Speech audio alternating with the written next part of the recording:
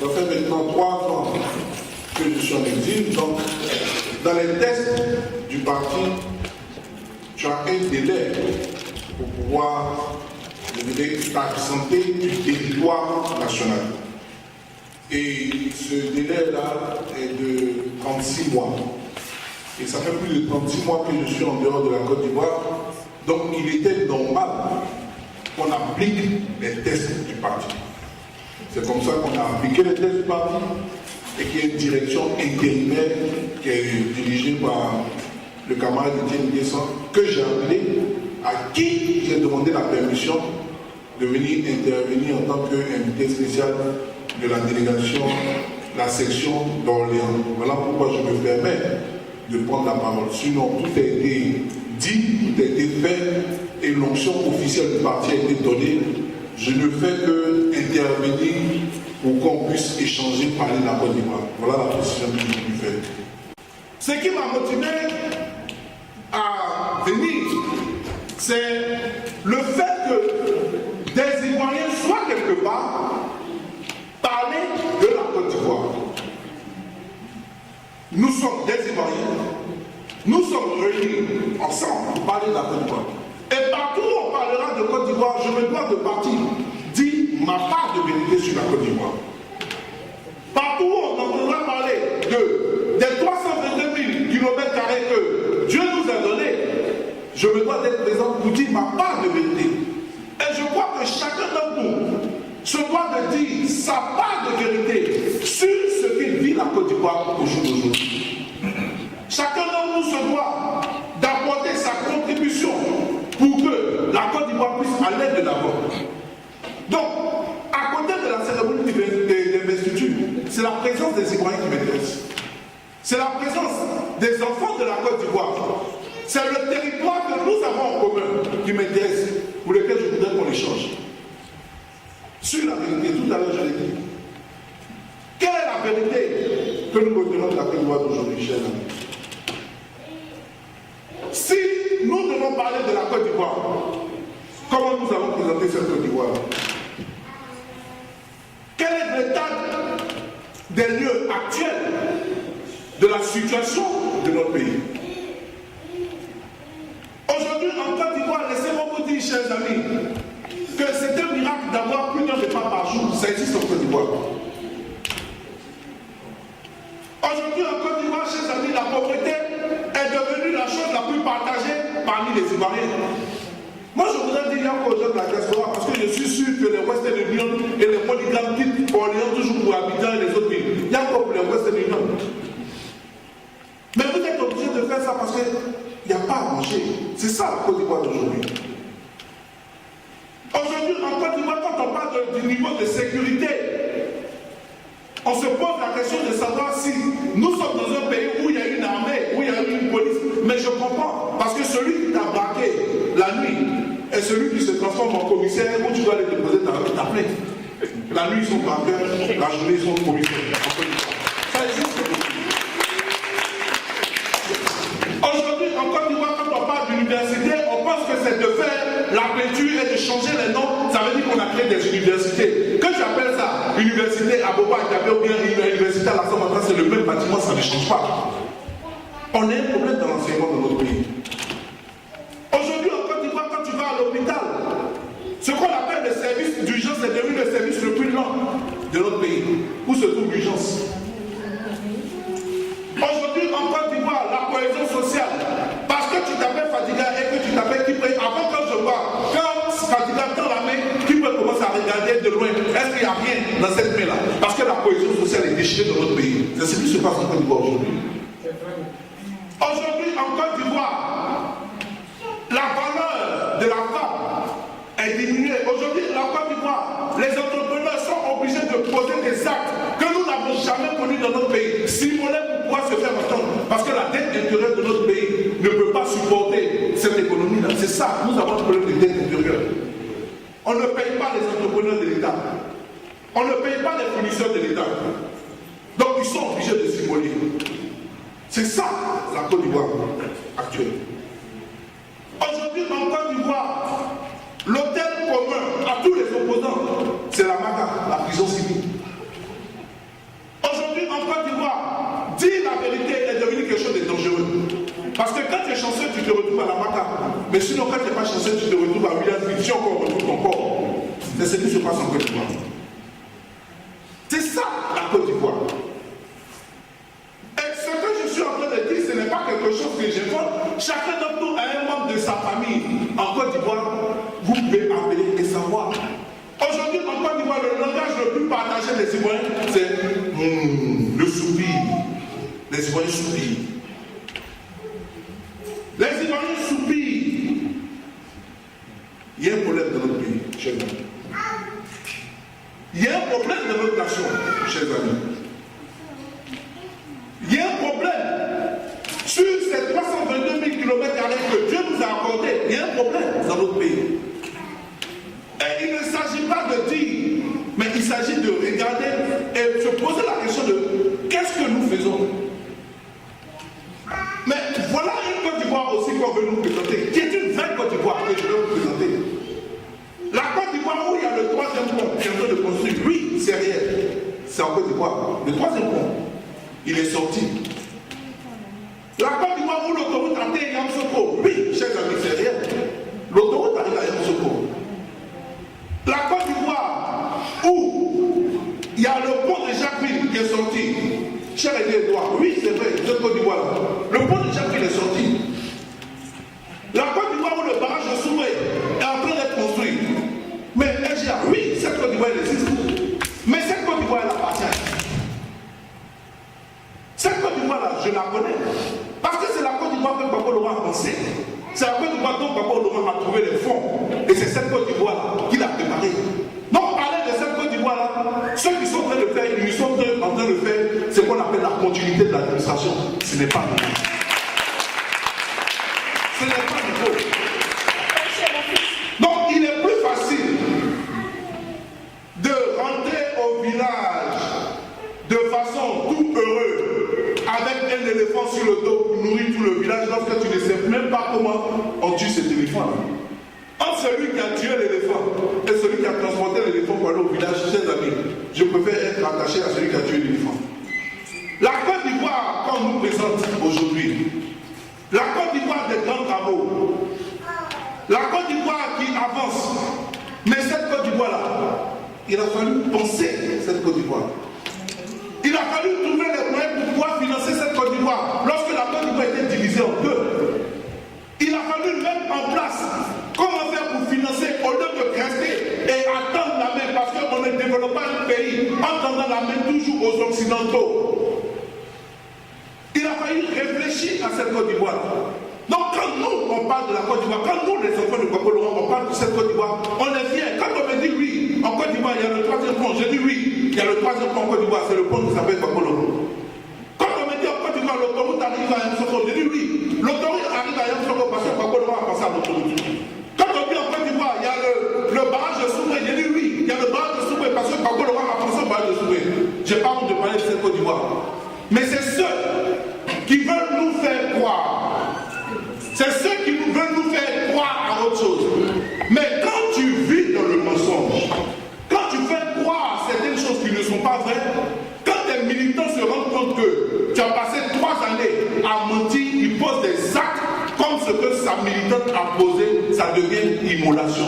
Parce que depuis le 11 avril 2011, la vérité des urnes, la vérité démocratique a été remplacée par la vérité des actes. J'ai commencé à me poser la question de savoir est-ce que faire de la politique c'est toujours une conviction ou faire de la politique c'est celui qui a le plus d'armes.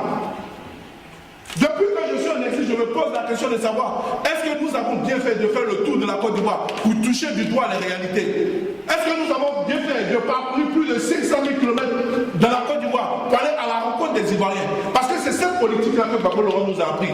Mais quand tu vois qu'aujourd'hui, le seul élément de promotion en Côte d'Ivoire, c'est comment manier une calache, j'ai peur pour mon pays. J'ai peur pour l'avenir de mon pays. J'ai peur pour la Côte d'Ivoire plus 5, plus 10 ans. Il s'agit de notre Côte d'Ivoire. Quand on voit le rythme de crédit qu'on prend, prendre un crédit, s'endetter pour une nation n'est pas mauvaise. mais s'endetter je dirais de façon supérieure à sa capacité de remboursement, c'est mauvais. Parce que tu endettes des générations. Tu ne peux pas prendre plus que tu ne peux rembourser. C'est dangereux. Mais ils ne peuvent pas penser à ça. Parce que les générations de la Côte d'Ivoire de demain, ce n'est pas leur problème parce qu'ils n'y sont pas. Ils ne viennent pas de là. Ce n'est pas une injure. C'est de dire la vérité. Moi, je peux penser à la Côte d'Ivoire plus 5, plus 10. Mais ils vivent au jour le jour. Ils font de la politique du jour le jour. Parce que tu ne sais pas quel jour on mettra fin à cela. Donc ils vivent le jour le jour. Quand tu les entends marcher, n'ayez pas peur, ne vous posez pas de questions. Pourquoi est-ce qu'ils se font autant entourer? Quand tu es sûr de quelque chose dans ton pays, mais tu te lèves et puis tu vas à Yopougon la nuit. Quand tu es sûr de quelque chose dans ton pays, tu vas, tu tiens les bains de foot partout. On a un problème. Nous devons trouver une solution. Si nous ne trouvons pas de solution, vos enfants qui sont nés à Orléans ne connaîtront pas la Côte d'Ivoire que vous avez connue. Vos enfants qui sont nés à Orléans ne connaîtront pas la Côte d'Ivoire que Oufeu Boigny nous a donnée. La Côte d'Ivoire, premier producteur mondial de cacao. La Côte d'Ivoire, la perle des lagunes. La Côte d'Ivoire du Zouglou. La Côte d'Ivoire, Yopougon la joie. Ils ne connaîtront pas ça parce que cette joie-là a disparu. Et ils sont en train de fabriquer une nouvelle Côte d'Ivoire. Ils sont en train de changer la démographie de la Côte d'Ivoire, où nous vivons dans une invasion totale. Où on veut transformer, je dirais, de nouvelles régions. Où on veut faire comprendre que lorsque tu viens de l'ouest de la Côte d'Ivoire, que tu es tu n'es plus propriétaire terrien, mais tu es devenu un locataire terrien. Ça ne peut pas marcher. À un moment donné, il faut que ça s'arrête chez eux. Il faut que ça s'arrête. Mais pour pouvoir mettre fin à ça, moi je me pose des questions. Et je voudrais vous poser ces mêmes questions. Et je voudrais vous demander d'aller réfléchir à la réponse de cette question. Parce que quand il y a un problème politique, si tu ne te poses pas les bonnes questions politiques, tu ne trouves pas les bonnes solutions politiques. La problématique dans laquelle nous sommes, chers amis, c'est de savoir, aujourd'hui, le 7 juin 2014, à quel état sommes-nous? Sommes-nous toujours dans la crise post-électorale, où nous sommes à une étape où nous préparons des élections? Si nous sommes dans la crise post-électorale, ça veut dire que l'intérêt des Ivoiriens que nous sommes, l'intérêt des politiques que nous sommes, l'intérêt de l'Union des nouvelles générations, l'intérêt du Front populaire ivoirien, l'intérêt de tous ceux qui ont accompagné Gbagbo, c'est de traiter les problèmes de la crise post-électorale. Il faut libérer les prisonniers. À commencer par le candidat, par celui qui a gagné les élections. Il faut le libérer. Si nous sommes toujours dans la crise post-électorale, il faut que les exilés rentrent. Si nous sommes toujours dans la crise post-électorale, il faut qu'on libère les maisons. Aujourd'hui, c'est devenu une communication. Lorsqu'on remet les débris de ta propre maison, on te prend en photo pour mettre dans la presse. Toi-même, ta maison tu as construit. Et puis, on te met devant et puis on te prend en photo et puis tu es fier de ça. C'est ta maison. Ils ont fini de dépouiller ta maison et puis on te dit, on remet des maisons. C'est de quel côté on parle? Moi-même, ma maison, j'ai construit. J'ai équipé, tu as vidé, tu as cassé, et puis tu veux que je te dise merci de m'avoir donné les débris de cette maison. Oh, mon Dieu, on va voir. Aujourd'hui, quand on libère des comptes bancaires qu'on a bloqués de façon injuste, on pense qu'on a fait un acte de réconciliation. Quand on libère des prisonniers qu'on libère par dose pédiatrique, on pense qu'on a fait des actes de réconciliation. Nous sommes dans quel état, chers amis? La crise post-électorale, les sujets de la crise post-électorale ne sont pas encore terminés. Il existe encore des prisonniers politiques. Nous avons des militants encore en prison. Simon Gbagbo en prison, Blé Bouddha en prison, Gbagbo en prison. Il y a des inconnus qui ont été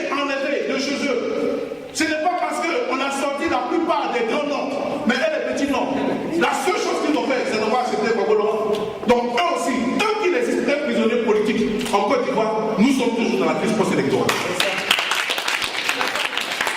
Tant qu'il existe des maisons occupées en Côte d'Ivoire, nous sommes toujours dans la crise post-électorale. Tant qu'il existe des comptes bancaires gelés en Côte d'Ivoire, nous sommes toujours dans la crise post-électorale. Tant qu'il existe des exilés en Côte d'Ivoire, nous sommes toujours dans la crise post-électorale. Maintenant, si on pense que nous sommes dans l'état préélectoral, voilà pourquoi des sujets comme la CEI doivent nous intéresser. Voilà pourquoi on parle de recomposition de la CEI, on parle de découpage électoral, on parle de recensement. Donc commençons à nous poser des questions. Quand vous êtes des alliés, quand vous êtes des amis, que vous marchez, à un moment donné, regarde à côté de toi pour voir si celui avec qui tu marches est sur la même longueur d'onde que toi. S'il n'y est pas, tu t'arrêtes et tu lui poses la question, est-ce qu'on est toujours ensemble? À quel état nous sommes? Sommes-nous toujours dans la crise post-électorale ou nous sommes dans une situation pré-électorale? Nous devons répondre à cette question. Je ne suis pas la voix officielle de l'UNG, mais je dis aux camarades, en tant que militant, ma position est simple. Nous devons rester dans la crise post-électorale jusqu'à ce que nous finissions de traiter cette crise-là et finalement tout le monde ensemble, nous allons nous asseoir et réfléchir à comment préparer les élections. Pour ne plus que notre pays puisse connaître cela. Si nous pensons aux élections en Côte d'Ivoire, et que Gbagbo Laurent est en prison, si nous pensons aux élections en Côte d'Ivoire, et qu'il existe toujours des exilés politiques, si nous pensons aux élections en Côte d'Ivoire, et qu'il y a des gens qui ont toujours des maisons occupées, Edouard, je suis obligé de te dire que nous allons connaître la crise la plus grande que nous avons connue jusque-là. Et je pense que personne ne peut souhaiter cela. Nous, on a connu le feu. Moi, j'ai vu. Souvent, on dit, entre celui qui a entendu parler du lion et celui qui a vu le lion ne court pas de la même manière. Je suis sorti de la Côte d'Ivoire le 12 avril. Et je sais, moi, j'ai vu. Et ce que j'ai vu là, je ne peux pas souhaiter qu'il y ait de revoir ça encore. Voilà pourquoi nous devons aller étape par étape. Finissons avec la crise post-électorale et attaquons la préparation des élections. Si nous ne le faisons pas, vous serez étonnés de voir que la crise va s'amplifier. Et ça, je vous porte, je vous envoie, chers amis. Je ne vous dis pas d'aller avec l'esprit de c'est une instruction, non. Je vous dis c'est une problématique. Moi, j'ai donné ma position. Mais que chacun réfléchisse et qu'elle donne sa position. Que chacun puisse donner sa position. C'est seulement comme ça que nous allons venir ensemble dans la vérité pour pouvoir sortir notre pays définitivement de ces plus de 20 ans de crise. Parce que la crise ivoirienne a commencé en 1999. C'est là qu'elle a commencé, cette crise. Je voudrais vous déposer cette problématique-là. Et terminer par ce qu'on appelle l'actualité. Je suis sûr que beaucoup de camarades, beaucoup d'amis attendent de moi de donner ce qui se passe à la CPI. Je vous serai dessus parce que moi, je ne sais pas. Mais la seule chose que je sais, c'est que le monde entier sait, après 3 ans, que Gbagbo Laurent est le facteur indispensable pour la réconciliation et le développement de la Côte d'Ivoire.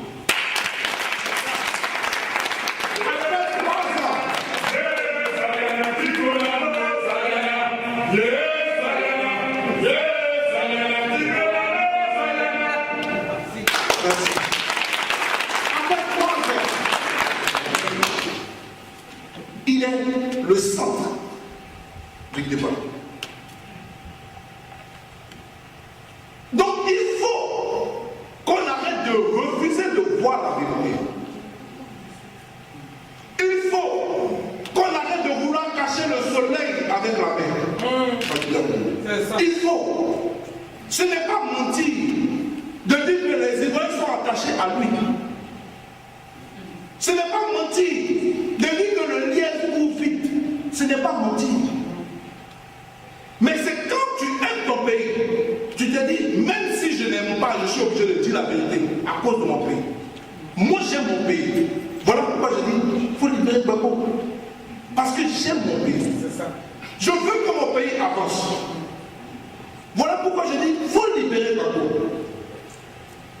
L'interlocuteur de Ouattara dans cette crise, ce n'est ni Afrik Descend, ce n'est ni Stéphane Kipé, ce n'est ni quelqu'un d'autre, c'est Gbagbo Laurent, c'est avec lui qui sont partis aux élections. Si nous voulons traiter la crise post-électorale, qu'ils s'asseyent et qu'ils nous donnent des solutions. Et puis chacun reste bien solution. C'est ça. C'est ce que les Ivoiriens veulent. Et nous devons leur donner cette chance-là. Nous ne pouvons pas continuer de pouvoir emprisonner l'avenir des Ivoiriens à cause de nos ambitions égoïstes. Nous ne faisons pas de la politique pour faire du mal aux Ivoiriens. Nous ne faisons pas de la politique pour pouvoir détruire les Ivoiriens. On ne gère pas un pays en ayant sur le cœur de la méchanceté. Tu fais de la politique parce que tu aimes un peu. Tu fais de la politique parce que tu veux servir un peu. Et quand tu veux servir un peu, tu ne tiens pas compte de tes ambitions, tu ne tiens pas compte de ta haine, mais tu tiens compte de l'avenir de tous. Il faut libérer l'Occident. Il faut que l'Occident comprenne. Il faut que l'Occident sache que les militants de Orléans, les Ivoiriens qui sont en France, qui sont sous la neige, ils ne sont pas fous, mais parce qu'ils aiment leur pays. Il faut qu'ils sachent que tous ceux qui vont à la haine tous les jours, qui sont dans les rues de Paris, ce n'est pas parce qu'ils sont fous, c'est parce qu'ils aiment leur pays. Je ne suis pas le porte-parole de Gbagbo Laurent, mais une seule chose que je sais, c'est que la peur de libérer Gbagbo Laurent pour cet esprit revanchard, il n'est pas comme ça. Il n'est pas comme ça. Nous avons eu la chance de le voir souvent, mais jamais, au grand jamais, tu n'as entendu sortir de sa bouche un propos haineux. Jamais. Nous étions en Côte d'Ivoire. Aujourd'hui, quand je vois certaines personnes réagir en Côte d'Ivoire, je me pose la question de savoir si c'était les mêmes personnes qui rigolaient et qui s'asseyaient dans la chambre à coucher de Gbagbo Laurent pour parler de leurs problèmes. Aujourd'hui, quand je vois certaines personnes réagir, je me pose la question de savoir est-ce que c'est ces mêmes personnes que Gbagbo Laurent a soignées. Je me pose la question de savoir est-ce que c'est ces mêmes personnes que Gbagbo Laurent, à qui Gbagbo Laurent a donné des maisons. Et n'oublions pas, le passé va nous rattraper. Quel que soit le temps, la vérité n'est pas pressée. Elle prend les marches et elle rejoint le mensonge qui a pris l'ascenseur. Et les marches de la vérité, au départ, nous étions au premier étage. La montée était difficile. Mais quand tu dois aller au 24e étage et que tu as monté les premiers, deuxième, troisième, tu es arrivé au 10e, au 15e, on est au 20e. Nous, on est dehors. On a déjà monté 20 étages. Voici les 4 qui nous restent. On ne peut pas retourner. Jamais. Et le retour des exilés, c'est quelqu'un qui a marché, il est arrivé au 20e et il redescend pour aller. Moi, je ne descends pas, je vais marcher, je vais monter les 4.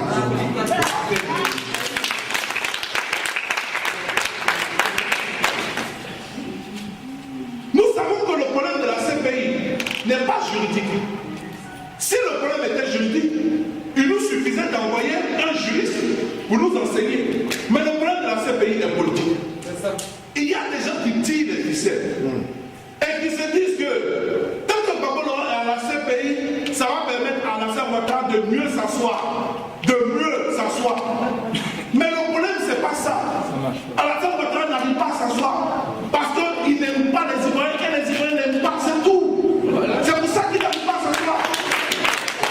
Si tu n'aimes pas un peuple, le peuple ne peut pas t'aider. Donc, ce n'est pas le problème de Gbagbo Laurent là-bas.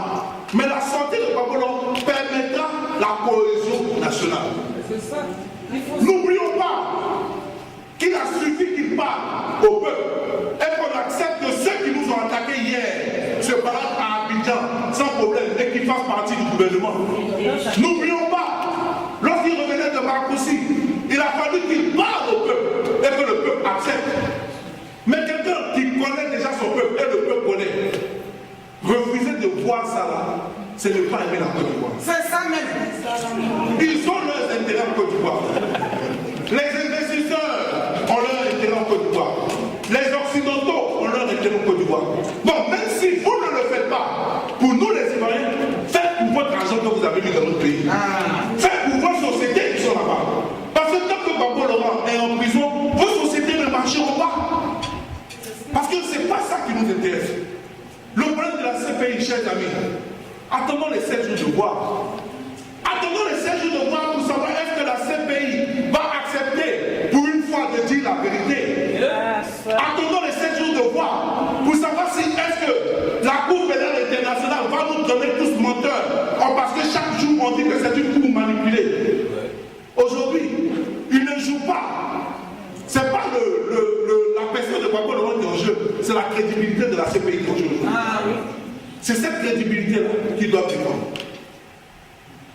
Sur ce problème de la CPI, chers amis, attendons et nous verrons. Lorsque nous verrons, nous prenons acte et nous allons donner la suite des choses à dire. Et le camarade secrétaire général l'a dit tout à l'heure, j'ai appelé le président pour lui dire Yacob. Pour lui dire Yacob parce que, vous voyez, nous avons un pays qui fait 322 000 km². Et il y a certaines parties du territoire où c'est le no-man's land, où c'est les hors-la-loi, où des personnes interdisent à d'autres d'avoir accès à cette partie du territoire. Seront de mettre à Gainois, Ouattara était à Gainois, Soro était à Danois, ils sont dans partout. Mais pourquoi Afrique ne peut pas aller au Guinée? Au Guinée, ce n'est pas la Côte d'Ivoire. C'est ça la vérité.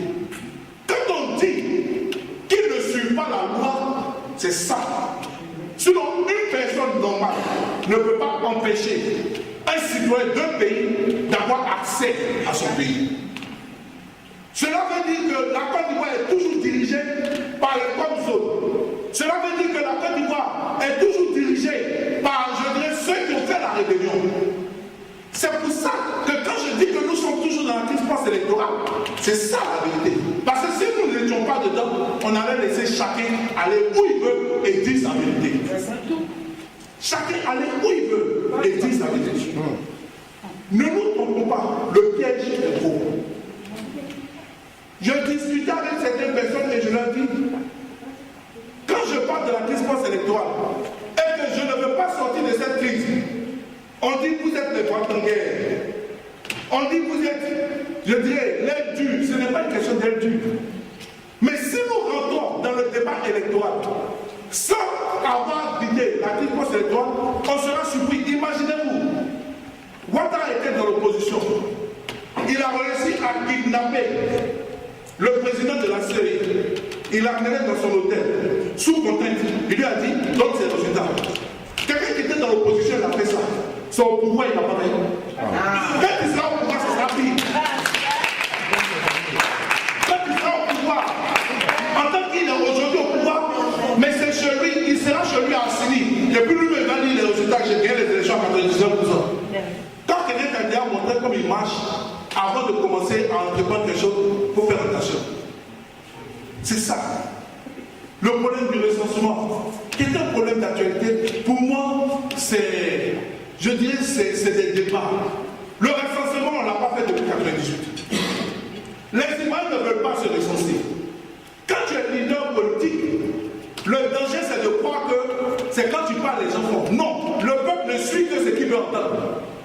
Si le peuple ne veut pas, en tant que leader politique, quand tu dis ne fais pas, le peuple te suit. Mais si le peuple veut et que tu dis ne fais pas, il ne va pas t'écouter. Demandez à Bédier. Quand Ouattara lui a fait le coup d'État en 1999, Bédier est passé à la radio et a demandé au peuple de sortir dans la rue. Même à Daour, les gens ne sont pas sortis dans la rue. Le peuple, il faut le connaître. Le peuple, il faut l'écouter. Et le peuple faut dire ce qu'il veut entendre. C'est seulement comme ça qu'il va t'écouter. Aujourd'hui, le problème du recensement est ailleurs. Nous tous, nous avons appelé au boycott, à commencer par le parti frère, notre frère, le FPI. Mais celui qui se tord pour dire aux Ivoiriens, allez-y vous faire l'essentiel, il va se mettre un doigt dans l'œuvre. Parce que les Ivoiriens disent une seule chose, le jour où Gbagbo Laurent va se recenser, nous allons nous recenser aussi. C'est tout. Donc, le peu de temps qu'il nous reste à attendre son retour, il faudrait sursoir à ça et réorganiser le recensement. Vous êtes des militants. Tout à l'heure, le secrétaire général a parlé de prendre la place et tout. Je vais vous dire une chose. Le combat dans lequel nous sommes, beaucoup de gens aiment bien dire, pour pouvoir justifier certaines choses qu'ils préparent, qu'on les voit nager. Gbagbo Laurent a dit, si je tombe, enjamber mon corps et continuer le combat. Oui, Gbagbo Laurent a dit, si je tombe, enjamber mon corps et continuer le combat. Mais il n'a jamais dit, si on me fait tomber. Et le 11 avril 2011, ils l'ont fait tomber. Celui qui veut enjamber son corps politique, celui qui veut enjamber son corps politique, il est en même temps en train d'enterrer sa situation politique de demain. Nous sommes dans un combat. Que tu sois de l'UNG, du FPI, que tu sois toute personne qui a porté, je dirais, ce combat de la majorité présidentielle, la LNP, nous qui sommes les leaders, faisons attention. Nous ne pouvons pas enterrer Gbagbo Laurent politiquement et penser pouvoir s'en sortir nous-mêmes. Que chacun veille sur sa démarche. Et c'est seulement comme ça que si nous restons fidèles dans ce combat-là, si nous restons fidèles dans le combat pour faire aboutir la vérité, que la fin politique, la fin de ce combat sera un bon début politique pour chacun d'entre nous. Nous sommes dans un combat. Et quand nous sommes dans un combat, nous n'avons pas besoin de gens pour pleurnicher. Quand nous sommes dans un combat, nous n'avons pas besoin de gens qui vont croire que le FPI est leur adversaire, leur ennemi, l'UNG est leur ennemi. Laissez ça, c'est pas ça qui nous fait avancer. Arrêtons de nous attaquer entre nous-mêmes, mais marchons main dans la main pour pouvoir arriver à ce combat et bâtir la Côte d'Ivoire. Voilà la vérité. Voilà ce que je pense de cette Côte d'Ivoire. Et je voudrais vous demander, je ne sais pas si le camarade Fadiga l'a fait exprès, comme nous nous retrouvons dans une église, je voudrais demander à chacun d'entre vous, que vous soyez chrétien, musulman, que vous ayez un Dieu, allez-y et demandez à ce Dieu-là que l'Afrique, que la Côte d'Ivoire a besoin de son fils, Gbagbo Laurent, pour pouvoir renaître de ses cendres. Je voudrais vous dire merci pour le combat que vous avez mené, pour le combat que vous continuez de mener, d'être toujours dans la rue, d'être toujours en train de clamer cette vérité-là. Et dites-vous que vous êtes en train d'écrire votre part de l'histoire de la Côte d'Ivoire. Et ça va être traité que nous gagnerons ce combat. Que Dieu vous bénisse.